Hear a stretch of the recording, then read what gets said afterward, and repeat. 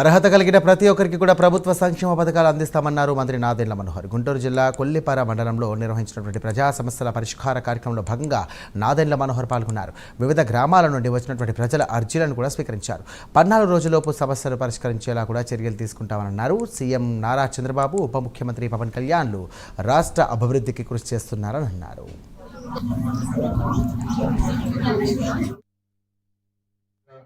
మన ప్రభుత్వం గౌరవ ముఖ్యమంత్రిగా చంద్రబాబు నాయుడు గారి నాయకత్వంలో, అదే విధంగా ఉప ముఖ్యమంత్రిగా పవన్ కళ్యాణ్ గారు చూపిస్తున్న ఆ సహకారంతో ఎన్ని ఆర్థిక ఇబ్బందులు ఉన్నా కూడా ఈ కార్యక్రమాలు చేసుకుంటూ వస్తున్నాం.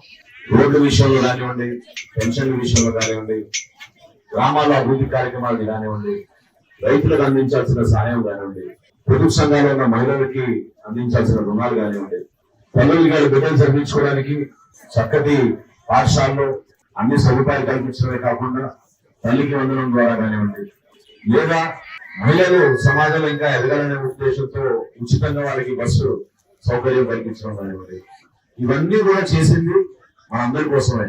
అయితే తహసీల్దార్ గారు అన్నట్టు కొంతమంది కాలాన్ని పిటిషన్లు పెడుతూ ఉంటారు, కొంతమంది పాపం తిరిగి విసిగిపోతారు.